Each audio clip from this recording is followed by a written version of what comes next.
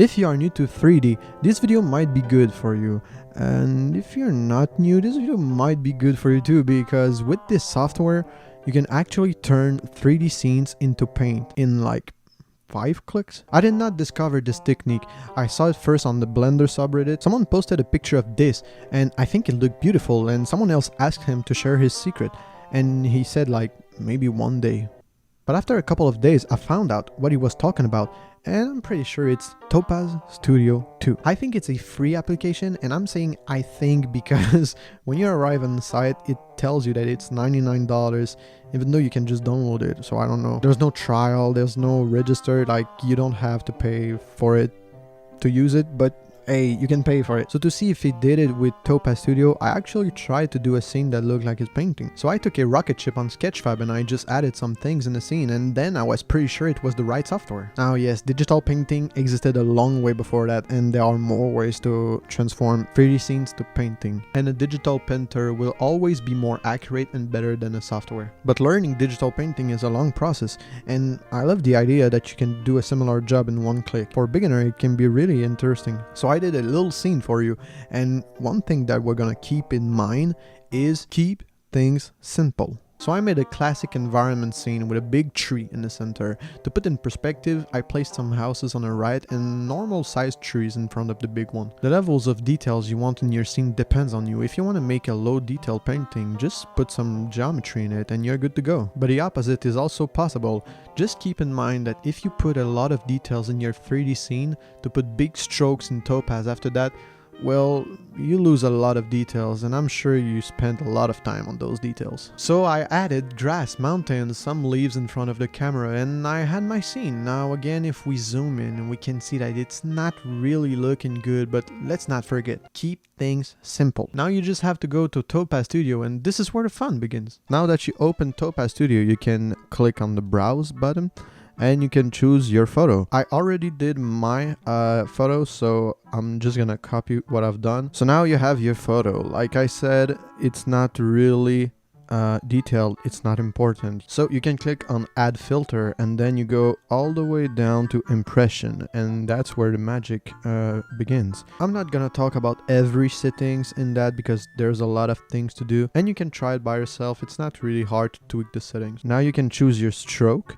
You have multiple types of stroke, but for me, I'm gonna go with a type 3.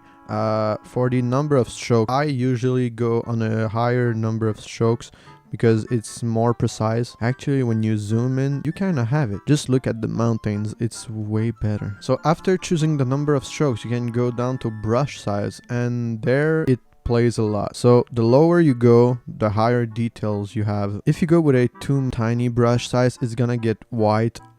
So try to get the right amount of size. And if you go with a big brush, you know, it's getting really like a painting style. But for me, I'm gonna stay at 0.50 because I think it is the right amount for this scene. For the paint opacity, now this is interesting because it can place a lot in your scene. So the lower you go, the higher your strokes are fading away. So if I go like 0.2, you know, the strokes are really fading away. But if I go 100%, like the strokes are you can see where the painting strokes end. So when you see the final result, it gives that or something like that. So for this scene, what I did is adding a basic adjustment filter, and I just tweaked a little bit with the settings, and after that color tuning, and I tweaked it a little bit to give it a more like a more orange filter. Only after that I did the impression, and after that it's not over. I added a film grain and I added the textures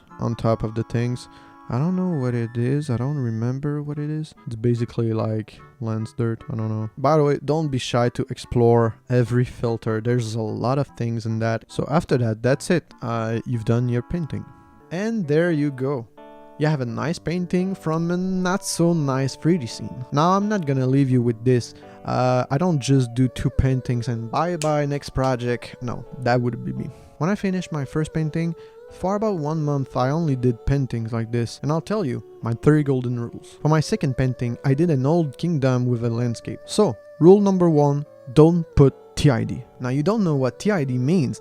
It's normal. I just created that word. It stands for tiny important details. Even though my subject is the kingdom, the most important thing is not the kingdom or the landscape. It's the tiny houses. We need to see those houses so that we can understand that it's a kingdom. But with the painting strokes, we can't really see the scale of the houses. So that's one thing you gotta watch. The third painting was a little village I did, and here I can give you my rule number 2. Work a lot with the painting settings.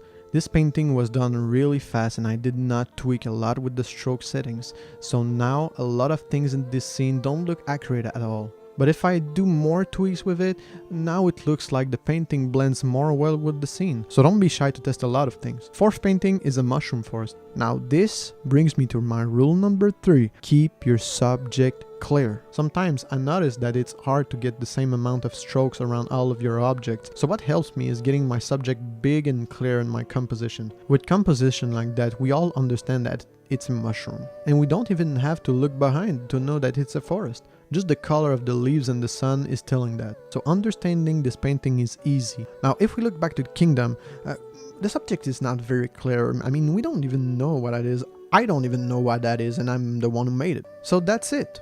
I don't have any more rules to tell you. I'm just gonna show you my 5th painting. I wanted to make some sort of lighting composition, not my proudest work. What I'm sure of is that you gotta be careful when you're playing with big shadows and big lighting. It can be hard to understand the environment. It's a church if you're still asking yourself. So that's about it for this video. So see you soon and make pretty.